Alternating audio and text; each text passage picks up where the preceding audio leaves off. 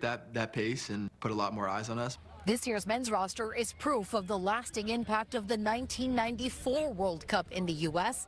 That was the last time America hosted the tournament. Most of today's top players say it helped inspire their love for the game. You know, as I said, if we have a good run, you know, it's going to inspire the nation, inspire little kids to want to play the game. Bring it in, boys. Keeping the momentum behind the sport alive long after the final whistle. Love to see that inspiration going. Thanks so much for watching. CBS LA at 4, CBS LA at 5 starts right now.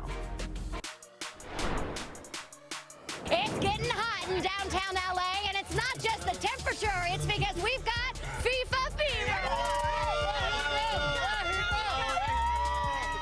fever. Plus, President Trump cancels Iran strikes again. And he says the war could end very soon.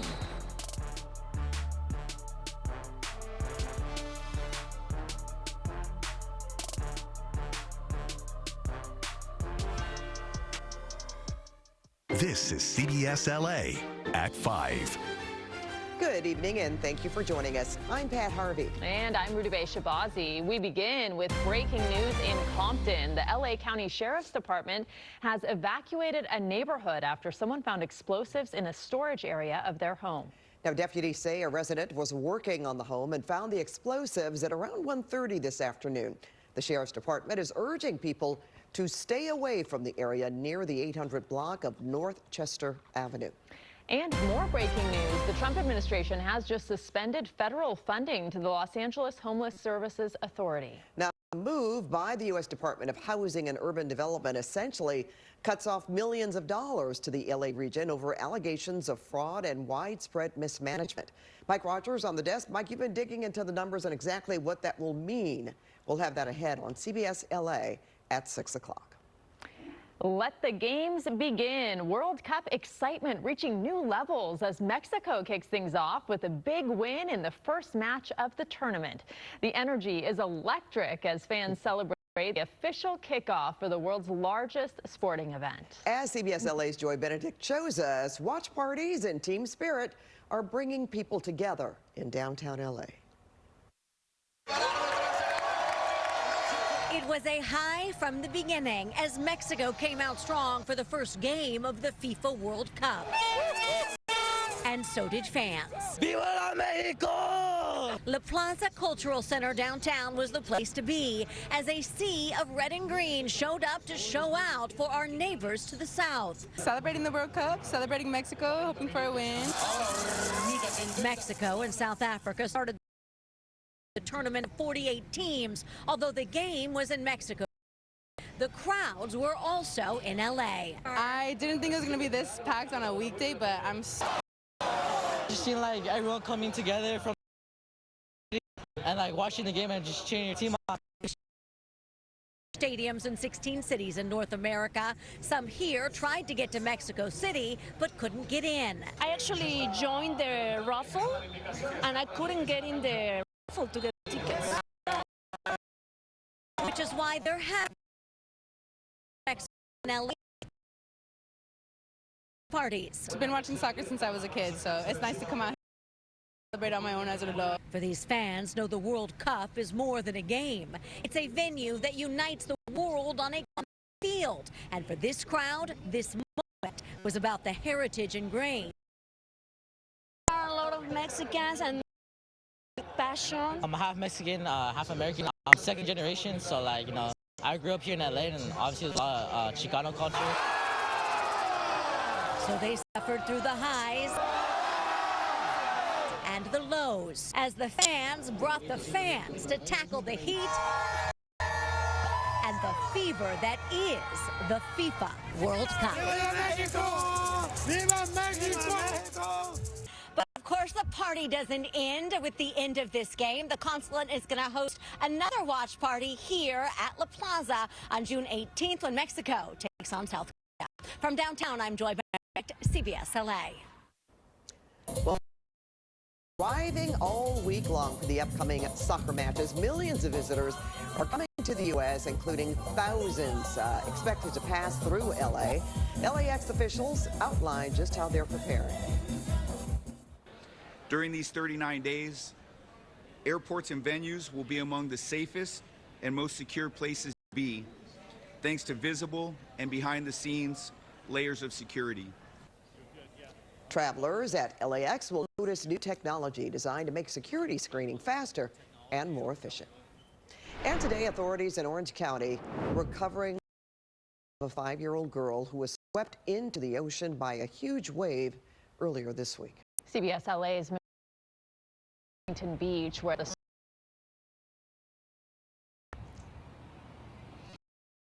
And Pat, the little girl's family has been fired. They are from San Bernardino. Now, these treacherous conditions do continue this week, although the lifeguards are saying easing off just a little bit in some spots, but they say the wave right back up on Saturday continue to be large for the next couple of weeks.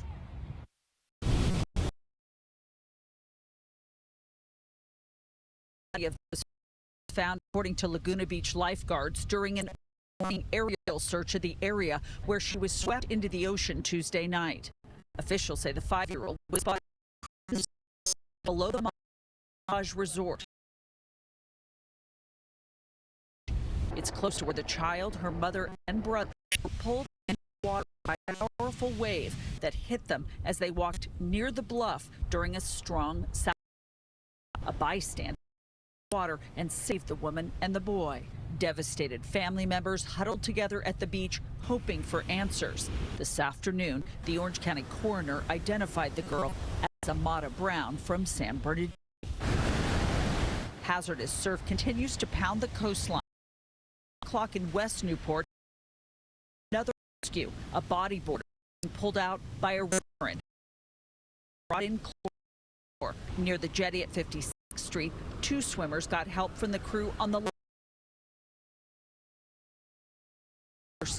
for only. He's gonna get smashed by a wave. I'm gonna have to go rescue him somehow, even though I don't know how. Did that happen? No, he's fine. But they weren't too bad today. I mean, it was pretty manageable out there, so it was a lot more fun than it was scary or anything. So there's been no arrests for Huntington Beach lifeguards either. Surf's up at the pier, which is a favorite spot for locals and tourists. The forecast is for more big waves to roll in Saturday and hang around for 2 weeks. We've staffed up. We've got jet skis, boats. We put a police helicopter that can be deployed offshore if needed. And so our team is working really hard to keep everybody safe. And here are some of the numbers. Between Newport Beach and Huntington Beach, lifeguards have given more than 7,000 warnings to people since this south swell arrived earlier this week, and they've made more than 300 rescues. That's latest live here in Huntington Beach. I'm Michelle Sheely. Back to you. Michelle, thank you. Meteorologist Liberty Chan is tracking the high surf. So what's the latest, Liberty?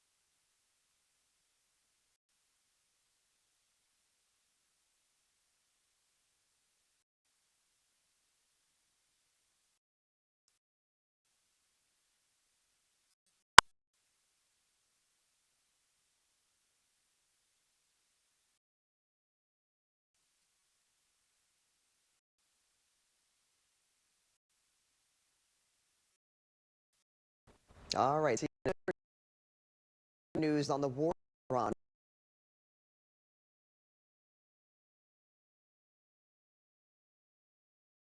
CBS LA's Natalie. The president believes that deal will be signed as soon as this weekend. We just made a great settlement of the war with Iran. Speaking in the Oval Office, President Trump touted the makings of an agreement with Iran that he first announced on Truth Social Thursday afternoon. Most importantly, we have a deal that Iran will never have a nuclear weapon, which was the whole purpose of what we had to go through to get this. So it was a very big thing. The president said the agreement would also reopen the Strait of Hormuz. Just hours after the president threatened on Fox News to launch another round of strikes against Iran. There will be more bombing tonight. It'll be bigger, more powerful. The president's announcement comes as the administration has weathered criticism about the war's impact on the economy. Critics point to oil prices contributing to the highest inflation in more than years. Gas prices, food prices, and the prices of everything have skyrocketed as a result of what Donald Trump has done. And this war hasn't strengthened America's national security, it's weakened it. The administration has argued the economy will rebound once the conflict ends. Oil will start coming down to, I think, even lower than it was before. The president says the U.S. naval blockade on Iranian-linked ships will remain in full force until the agreement with Iran is finalized. Natalie Brand, CBS News, the White House. As for the stock market today, investor confidence soared as President Trump backed off from additional strikes on Iran. The Dow surged 930 points, the Nasdaq climbed 640, and the S&P gained 127 points. Nominated for national security. Today, President Trump tapped Jay Clayton to lead the Department of National Intelligence. Clayton is currently the U.S. Attorney in New York. He served as the head of the Securities and Exchange Commission during Trump's first term. Trump's been under pressure to appoint a replacement for Tulsi Gabbard, who is stepping down as director this month. The man charged with shooting and killing the top Democrat in the Minnesota House of Representatives and her husband is now pleading guilty. 58-year-old Vance Belter's new plea is part of an agreement with federal prosecutors that will